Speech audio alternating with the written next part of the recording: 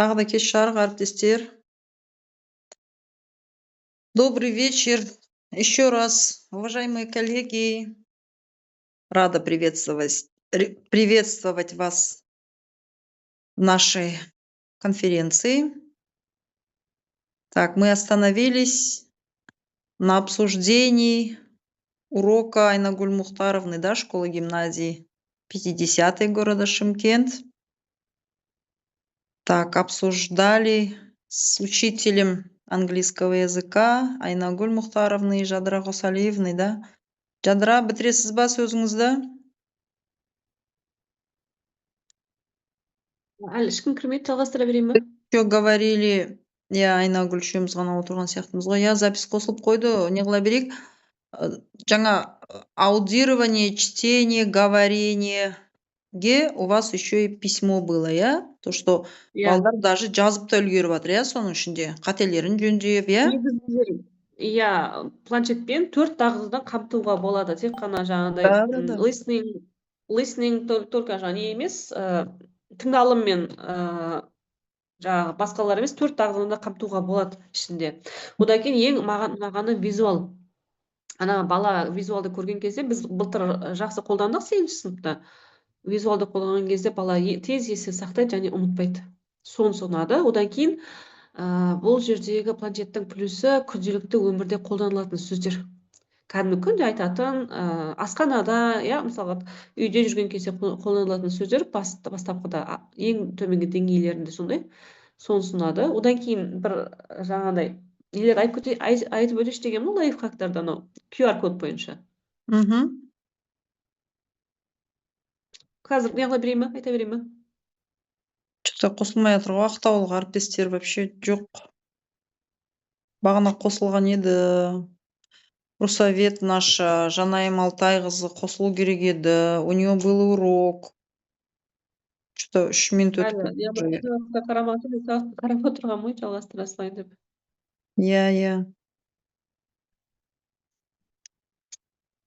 Айта беріңіз, Жадыра.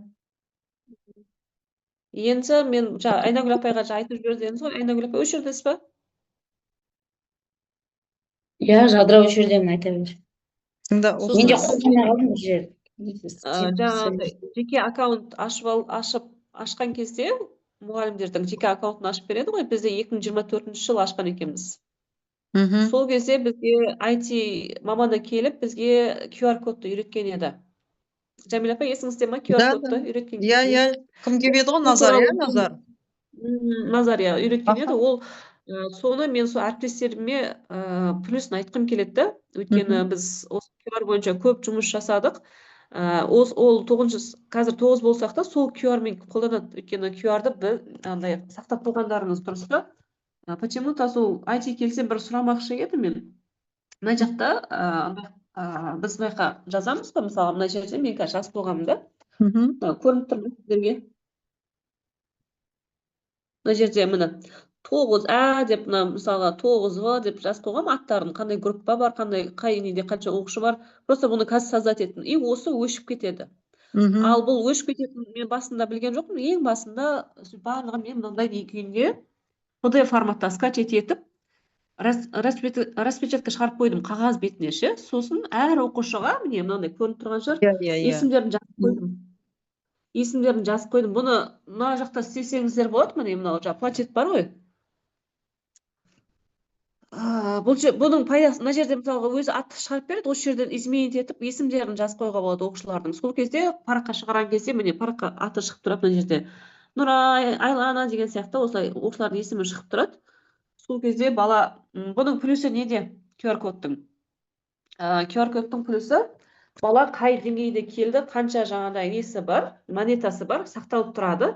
И каждый раз логин пароль жазып кірмейді. Осы QR-мен бәрін қағазға шығарып қойып қойғанмын.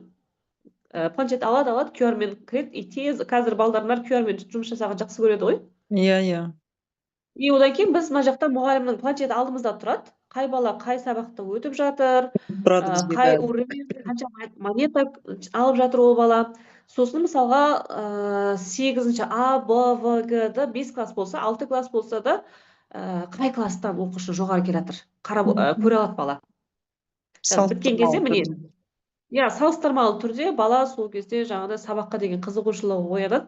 Соны әріптестермен бөліскім келді. Осы QR-ды қолданып, осыны үйреніп алсаңыздар, өте жаңағыдай жұмыстарыңыздың алға жылжуына, баланың сабаққа деген қызығушылығының оянуына өте көп көмегін береді осы QR код.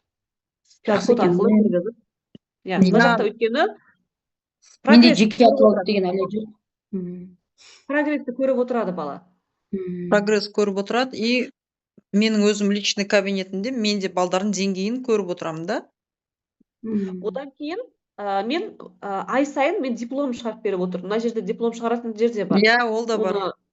Оны ол диплом мен ай сайын кім жаңағыдай мен 3 орынға дейін шығарып беріп отырдым. Айлыққа жаңағыдай бір ай бітеді. Сол кезде мысалы бір класстан емес жаңағыдай А, Ә, Б болады ғой. Мен көп Мгм, барлық мгм. класстарға қолдандым. Сабағымда тиімді қолдана алдым да планшетті. Сөйтіп дипломдарды да мен шығарып бердім қолдарына. Ол еще 5-ші Мотивация болады. класстарға, 4-5-ші класстарға вообще мотивация. Олар енді ол Мен үшін прям 8-дерге шығарып бердім. Я, 8 соның класстарға шығарып өзінде. бердім. 8 Я. жастардың өзі қызығып жаңағыдай оларға енді бір көзге көрінетін бір нәтиже керек қой. Қолында диплом тұрғаннан кейін бала қызығады. Я, Сөйтіп ол бізге бұны айтишник Алматыдан келген ғой, әріптесіміз жаңа Назар үйреткен еді ғой. 2024-те біз Я, 24-тен бері біз осылай QR-мен жұмыс істеп жатырмыз ғой. Өткенде менен кім әріптес тоже Ақтаудан тұрған болатын, осы бойынша түсіндірген, бірақ ол қазір ол бойынша кіріп жүрген жоқ екен, бірақ оған настроить ету керек па?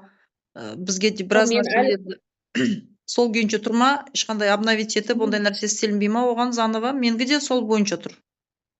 Мен айтып отырмын ғой, мынандай қылып мен сақтап қойғанмын PDF форматта.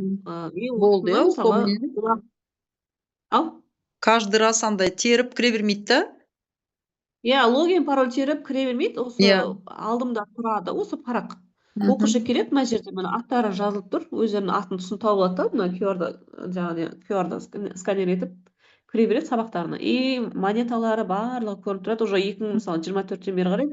Биыл да осыны жалғастырдық, мысалы 9-ші класста. Қайтадан QR еткен жоқпыз. Оны мына жаққа жаңағыдай мына менеджер не деген бар еді ғой. Сол жаққа қосып қоюға болады. Мына жерде мысалы оқушылардың несінде жаңадан келген оқушы болса, осы жерге де қосуға болады. Жаңадан келген оқушыны осы группаға мысалға менде 100 оқушы деп ашып қойғам. Максималды мен 100 деп аштым енді. Бірақ почему-то осы өшіп кетеді. Бірақ қайтадан қосуға болады осы жерге. Осы проблема болды. Обновляется, наверное. Сондай кезде, по-моему, мына жерде мысалы мен атын Diamond деп қойдым, бірақ осы полный тазарып кетіп қалады да. Бірақ QR арқылы мен қайта кіргізіп аламын, что мына прогресстері міне апталық, айлық прогрессті көру үшін мен қайтадан QR-мен қосып қоя аламын бұл жерге оқушыларды. Вот осы мен Сол үйреніп алсаңыз болады екен, иә, Айнагүл? Сол Айнагүл апайға кішкене жаңадан қосылған әріптестерге осыны кішкене айтып түсіндірейін деген ғой. Енді сабақтың ішінде құрылымын қалай істеп жатыр, 4 дағды бойынша қалай орындау керек, оның бәрін көріп жатқан шығар енді өздері. Мына QR бойынша IT маманы барған кезде үйреніп алғандары плюс болады деп не қылып жатқаным ғой. Енді біраз жылдан бері жұмыс жасап жатқаннан кейін кішкене қосымша ақпарат болсын деп. Иә, рахмет, Жадыра. Одан кейін жаңағы виде разминки, сергіту сәті ретінде де пайдаланамын дедіңіз ғой. Ол жаңағы пение, ән. Әнді немесе кейде мысалы ән айта бергенде де бала жалығады ғой. Ойында да мен әндері жеңіл ғой, әндері жеңіл да. Одан кейін олар көбісі қосылғылар да келмейді, күледі біреулері, дауыстары біртүрлі шығып қалады дейді да. И тоже ол неге байланысты, баланың возрастной тоже ерекшелігіне байланысты, кішкентай класстың балдары әрине тыңдайды, көреді да, жоғары класстарға ол кішкене қызықсыз болуы мүмкін. Соны жаңа физминуткамен қосып жіберуге де болады екен. Сол жағында жақсы. Физминутка ретінде де. Ойындарында мысалға неғылып жіберуге болады. Ойындарын кішкене сергіту сәті ретінде 5 минутқа қосып қойып, ойындарында ойнатып жіберуге болады бұл ішінде. Сосын кроссвордтар өте қатты ұнайды бізге, ішіндегі қолданатын кроссвордтарын шешеміз біз. Бізде қандай программа бар? Барлығын біз қолданып жатырмыз шы. Тек қана мысалы қатып қалған грамматика емес, қатып қалған по порядку сабақ емес. Біздің сабағымызға қайсы ыңғайлы келеді? Мен оны план жазған кезде мен планыма туралаймын. Планымда қандай сабақ? мысалы reading ба оқытамын, сол жерде жаңа сөздер, қандай сөздер, ана жерде картинкасы тұрады, тыңдайды бала, оны мұғалім қанша айтқанмен ұямайды, ана жерде көріп өздері тыңдаса сразу қабылдайды. иә, Плюсы өте көп. Егер осымен иә. жұмыс жасайтын болсаңыздар, плюстары өте көп. Аха. Рахмет, Жадыра, сізге үлкен рахмет бөлісіп жатқаныңызға. Я. Так, теперь урок русского языка. Коллега наша из города Ахтау, Алтайқызы Жанайым, с этого учебного года 25-26 учебного года, к нам присоединились учителя из города Актау, начали работать с детишками. Теперь наша коллега из города Актау, Жанайым Алтайқызы, пожалуйста, можете поделиться своим впечатлением, как вы проводите уроки, как детишки приняли методику вашей работы, как вы используете эту платформу в своем уроке, начало, середина урока, как вы сопоставляете с учебником, с приложением, с этой платформой. Так, грамотно ли планируется ваш урок, как вы используете Акелюс, позволяет ли ваш урок в более образовательном процессе, позволяет ли эта платформа, то есть планшеты, позволяют ли вам урок провести более практичным, более полезным для детей. Поделитесь, пожалуйста, Жанайым Алтайқызы, город Ақтау. Сәлеметсіздер ме? Сәлеметсіз ба? Көріп тұрмын ба? Көргеніңізге. Жақсы. Сіздерді жаңа жылдарыңызбен құттықтаймын. Жақсы жыл болсын. Дендеріңіз сау болсын. Рахмет. Сау болсын. Рахмет. Мен мында қазір ноутбукпен қосайын деп отырмын. Мгм.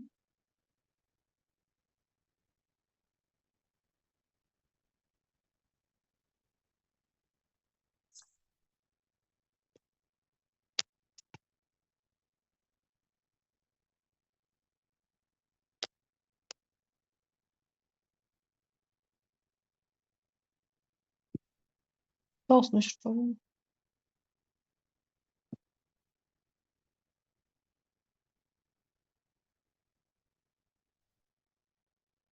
Жанайым, не слышно, да?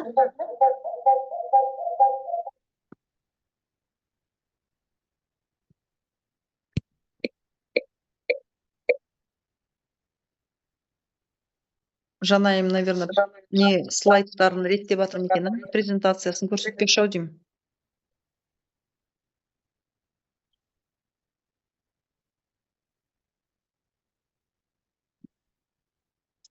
Менде қазір телефон мен ноутбук екеуін қатар қосып отырғасын ба, дауысы звуковой не болып жатыр.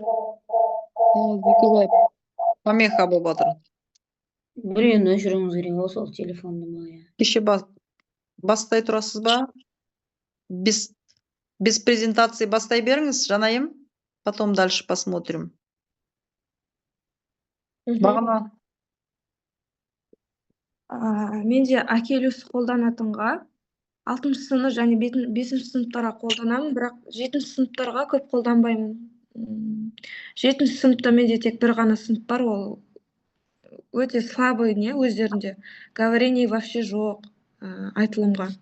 Көп сөйлемейтін өзімнің сыныбым. Біздің мектепте мысалы лицей сыныпқа бөлінеді ғой. Сол лицей сыныпқа кірмей қалған бір сынып бар, сол ең соңында 7-нің Д-сы. Сол сыныпты маған беріп қойған сынып жетекшілікке. Ол сыныпта балалар өте төмен. Бірақ оларға мотивация беру арқылы сабағын өтіп жатыр. Мен бірақ 6-шы А және Ә сыныптарына өткіземін Акелюс программасымен. Акелюс приложение. Және 6-ның А сыныбында бізде и слабый оқушылар бар, и сильный оқушылар бар. Әрқайсысы әртүрлі ма қабылдауы? Әрқайсысы әртүрлі. Білетін шығарсыздар, Ақтау қаласында көбіне қазақша нені көп сөйлейді да, орысша көп біле бермейді оқушылар. Ага. Традиционный нелер көп қой. Жалпы стандартный сабақтарды қалай өтіп жүрген едіңіз, жанайым? Стандартный сабақтарда да олардың жаңағы говорение, чтение, произношение, словарный запастары слабые. Словарный запастар слабый, да. Мгм. И произношение. Произношение тоже. Не айтамайды, содержание текста айтамайды, заучивание стихотворения тоже сложно удается, да? Средний, да. Средний, иә? Түсінік айта алмайды, иә? Содержание текста айта алмайды. Айтады. Оқушылар көбі айта алмайды, бірақ Аха. айтатындары бар іште. Биік Сирек түсті. кездеседі. Ага, сирек кездеседі, иә? Произношение, словарный запас. Потом... И орысша түсінбегендіктен қазақша түсіндіруге тура келеді көп сабақты. Я, вот именно... Мен акелюсті былай қолданамын. Ага. Мысалы, бізде содержаниеге кіреміз, и біздің өтетін тақырыбымыз, менде КТП бойынша 31 күніне солнечная система нашей соседи, тема. Сол тақырып келіп тұр, мен сол тақырып бойынша содержаниеге жазам. Например, солнечная система деп жазам. И маған А2 уровень 39 задание түсіп тұр. А2 ма? Ага, А2 39 задание. Это 6 класс? Да, 6 класс. Вы говорите, это слабый класс, но 39 урок қиындыққа соқпады ма оларға? Оларға қиындыққа соқпайды. Соқпады, иә? Путешествияға кірдіңіздер, иә? Соқпады. Я путешествие кірдік. Первое задание. Первое задание. Остров. Урок, да? Урок, первое задание. Остров, я исследую. Прям имя существительное. Мен бірінші наукаға кіремін, да? Ага.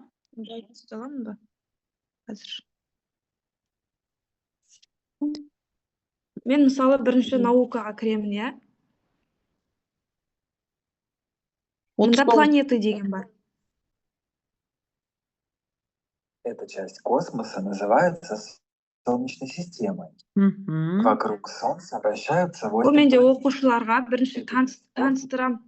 Осы тақырып бойынша не айтатын, не өтетін таныстырам өздеріне. Солнце — это звезда. Жизнь Солнце на туралы какой айтады. планете Солнечной системы? Мысалы, өздері таңдайды, қай планета туралы білгісі келетін. Мысалы, Земля деп басады. Там Земля туралы, мұнда нелер бар, информациялар бар мұнда. Бар, аха. Сол бойынша қарап, танысып алады оны. Одновременно тыңдап жатыр, аудио тексті тыңдап жатыр одновременно, да? Иә. Небесное тело, это международное. Ты хочешь побольше? О какой планете Солнечной системы ты хочешь узнать побольше? Өздерінің қалаған планетамен таныса алады осында, наука деген бөлімде.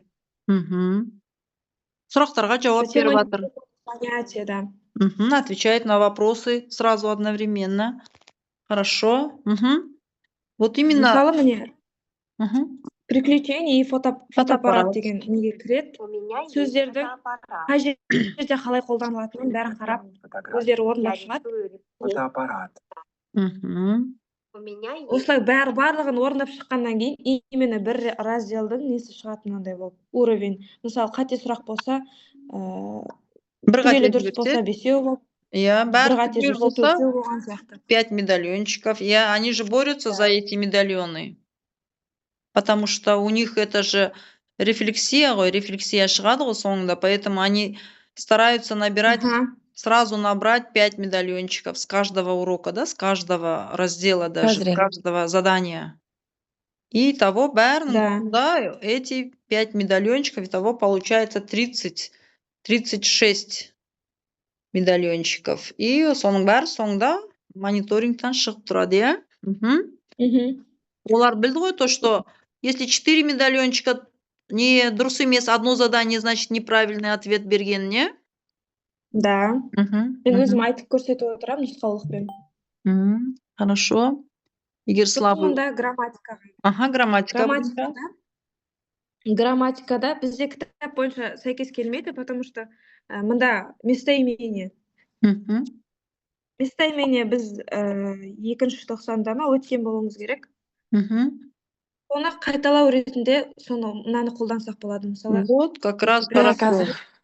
Например, Кого? вот, хорошо. У кого? Видите, связь бар деген бар в этом разделе именно по грамматике жанайым. То, что сіз міне 2-ші тоқсанда по стандартному контрольно-тематическому плану өткен болсаңыз, а вот 3-ші тоқсанның соңында сіз акелюспен байланыстырдыңыз да онда. И у вас получается Онда да выкрепление. акелюсі мен Мгм. мысалы бұл тақырыптағы грамматиканы өтіп кетпес үшін, Ага, мысалы мында 2 сағат беріледі бізде, 2 сағат. Соның 1 сағатын акелюске арнаймын да, 1 сағатын вот, осы сабақта өтетін грамматикаға вот, арнаймын. замечательно, хорошо. Прям связь болып тұр ғой оқулықпен. Ребенок, не отрываясь от учебника, и плюс приложением акелюс байланыстыра отыра. И то, что сізге 2 сабақ берілгені өте үлкен плюс болып тұр. Молодчина, жақсы пайдаланғансыз жанайым, тамаша. Мгм. Мында упражнение то же самое, что и в грамматике. Иә. Өздерінің нелерін қолданады, местоимение қандай жерде қалай қолданылады, сол туралы біле алады олар. Прям местоименияларын. Склонение местоимений тұр. Я, например, личное местоимение. Кого? Меня, кому? Деген сияқты қылып, прям склоненияларының өздерін прям дәптерлеріне жаздыруға да болады да. Сол кезде мысалға личное местоимение, как склоняются деген сияқты. Я деп болады да, и ары қарап меня, нас көпке тұрып, множественное, единственное число болып, то, что меняется местоимение, с корнем меняется, да, соның бәрін дәптерге жаздырсақ, әрине естерінде қалады ол. Потому что местоимение көп қой. Очень много, поэтому они путаются. И мен 6-шы класста ғой. 3-ші тоқсан. 3-ші тоқсанда бізде суббота күні Алматыдан ба, Астанадан ба адамдар келіп семинар өткізген болатын, городской. Сол семинарда бізде мысалы перевернутый класс, ротация станции деген сияқты нелерді өткізді да. Сол жерде тапсырмалар берілді бізге. Жаңа ротация станцияға да, перевернутый классқа да тапсырманы орындауға берілді да. Елен деген кісіні танитын шығарсыз? Біздің әріптесіміз. Сол Елен деген әріптесіміз екеуміз орыс тілінен бірге қорғап шыққан болатынбыз. Сосын оны мен сабақта қолданып бастадым. Именно ротация станция дегенде. Бөлсіңіз бізбен. Елен бүгін жоқ чатта. Жандос кірді, Перизат кірді, ақтаулық әріптестеріміз. Елен әріптесіміз кірмеді. Енді жанайым, сіз бөлсеңіз. Ротация станция дегенде, мысалы, мен 3 группаға бөлемін, иә? 3 группаға бөлем, сильный,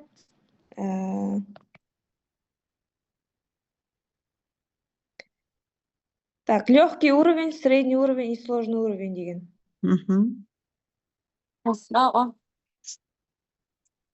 Я. 3 тапсырмадан беріледі, мысалы, по уровням.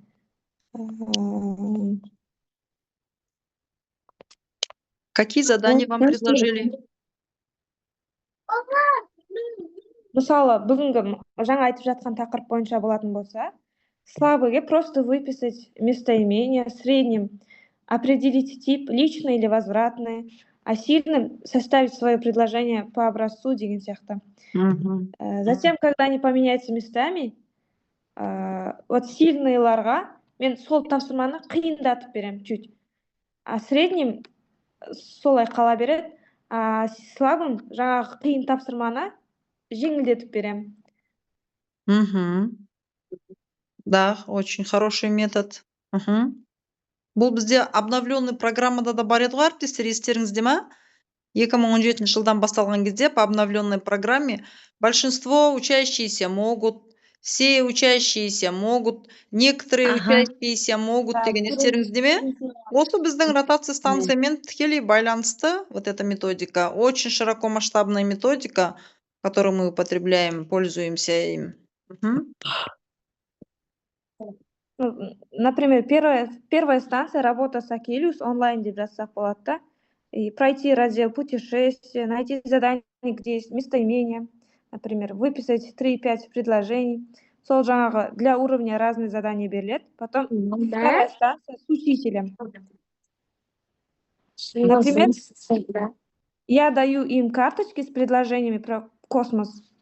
Например, я вижу планету, я вижу ее. Он изучает себя. Например, предложение, он изучает себя, найти здесь возвратные местоимения. И мы отправили там пропущенное место на Марс. Что вставить надо? Вот такие задания для разных уровней. А вот третья станция уже групповая и творческая. Например, задание придумать мини-рассказ, 3-5 предложений. Условия надо использовать местоимение, хотя бы один возвратное.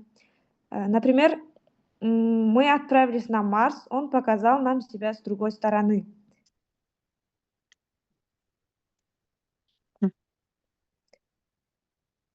Мгм. Соңында тоже рефлексия болады, где вам было легче, где сложнее. Поняли вы, было сложно, или хочу еще деген сияқты.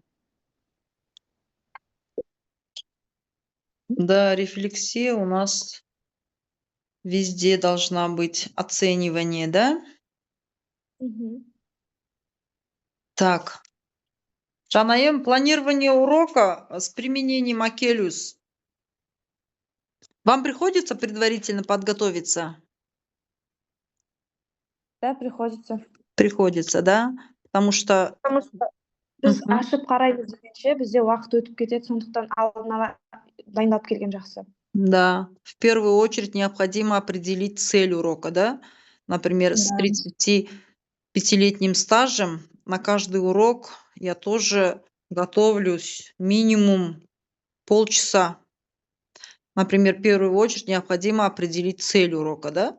Любой нарсеге цель. Идешь в магазин, перед собой цель.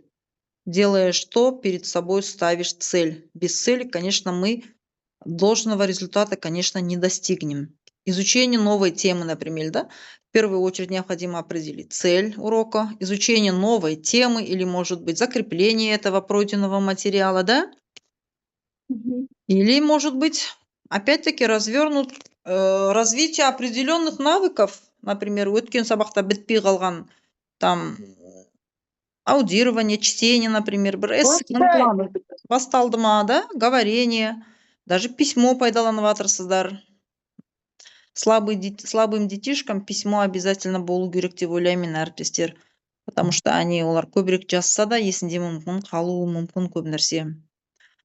После этого, так как после того, как цель алдық, закрепили, развили определенный навыктардың бәрін бір есімізге түсірдік, да? И теперь после этого мы выбираем какой-то соответствующий раздел, да?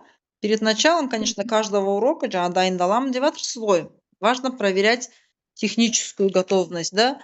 Біздің Да. өзіміздің 45 минут уақытымыз балдардан естіп отыратын шығарсыздар, планшетпен жұмыс істеген кезде апай сабақ тез өтіп кетеді деп айтады, иә? Поэтому важно проверить техническую готовность бірінші кезде. Интернеттің бар жоғын бірдестен, Wi-Fi шашылады ма, или, может быть, какой интернет в школе у вас слабый там. Зарядка. Да, зарядкасы қалай, то есть в наличии интернета, исправность устройств, например, кейде зарядкасы өшіп тұрады, иә? Телефонның ба или планшеттің ба, исправность нужно, да, проверить. Так. Потом доступ учеников к этой платформе, да, как Элиусу. Это позволяет, конечно же, избежать потери времени во время урока. Так, басқа не айтарыңыз балалар? Жанайым, болдыңыз ба сіз? Мен сіздің сөзіңізді кішкене дополнить етемін деп бөліп қойған жоқпын ба сізді? Жоқ, бәрі жақсы. Мен просто жұмысқа осы жылы кірдім, жас маман болғандықтан. Әрине. Маған Акелюсқа кіріп, именно Акелюсті қолданған сабаққа кішкене жеңілдетуге жақсы болды. Өте керемет жәрдем, иә, сізге? Иә, жас маман болсаңыз, әрине сіздің үйренетініңіз көп, бірақ сіздің то, что осылай талпынысыңызды балдармен жұмыс істей отыра өзіңіз де үйреніп жатырсыз, иә? Кейде біз көп нәрсені балдардан да үйренеміз. Келісесіздер ме, әріптестер, иә? Я келісеміз, они же Я. мобильные сейчас. Они молодежь. мобильные, да. Они более мобильные, жаңағы Wi-Fi-ді шашып, тез бір-бірлеріне зарядкамен прям помогать етіп, көмектесіп. Поэтому сіз әрине жас әріптес ретінде сіздің үйренетініңіз көп, бірақ сіздің қазіргі осындай талпынысыңызға өте риза болып отырмын. Балдармен жұмыс жүргізе отырып, 7-ші классыңыз, то, что вот этот класс ваш слабенький, да? Да. Я ол класты да подтягивайте. Вот прям уровеньдегі ең төменгі уровеньнен бастаңыз. Где бананы, где томаты, где О, где А, где местоимение она пишется она деген сияқты қылып, бәрін прям хоть слабенький класс, вы уже 7-й класс, вы уже не маленькие. То, что, конечно, біз сендер слабыйсыңдар, сендер еш нәрсе білмейсіңдер деп оларға айтпаймыз. 200 сөзден емес, прям 500 сөзден бастаңыз. 200 сөз енді начальный класстар ғой енді олар. Они там, конечно, разберутся там. Поэтому 7-ші классыңызды да қосып алыңыз. Потому что олардан күшті результат шығады бір күні. Оны өзіңізден естейміз деген үміттемін. Әрине, сіз өзіңізде кішкене опыт жинап алсаңыз, өзіңіздің классыңыздың да деңгейіне көтеруге атсалысып, жәрдемдесіп, көмектесіп, тоже подключите к этой платформе, хорошо? Ол сыныпта былай ғой. Мгм. Мысалы біздің мектепте именно 7-ші сыныпқа көшкенде бөлінеді, лицей сынып и жай сынып деп. И олар лицей сыныпқа жақсы оқитындар былай жиналып қалады да, мында әр сыныптан слабый оқушыларды бір сыныпқа жинап қойған. Олар бір-бірімен сөйлесіп те білмейді. Бір сынып болып оқып көрмегесін, олар бір-бірін танымайды да әлі. 490-ға келіп. Сосын, мысалы сұрақ қойсаң жауап бермейді, бірақ стараться етеді олар. Вот самый главный стараются.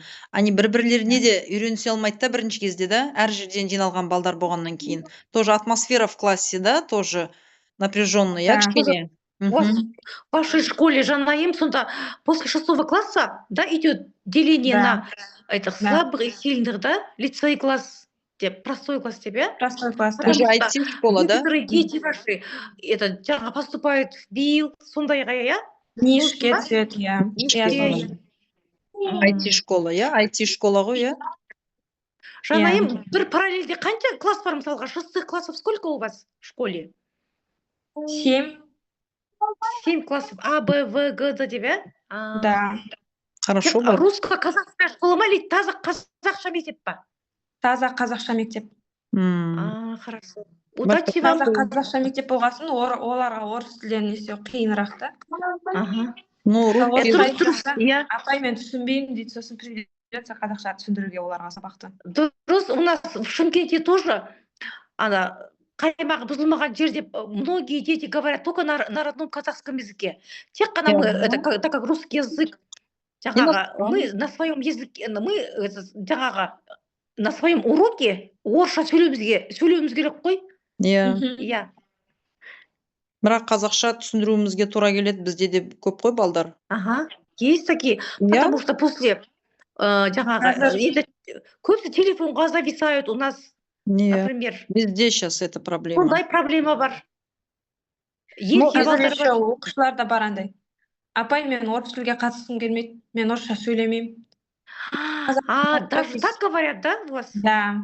Енді бала ғой, олар былай түсінеді да, қазір біз қазақ тілі бірінші орынға қойылып жатыр, біз қазақша сөйлеуіміз керек, ұлтымыздың мәртебесін көтеруіміз керек дегенге олар бала бірден солай түсінеді да.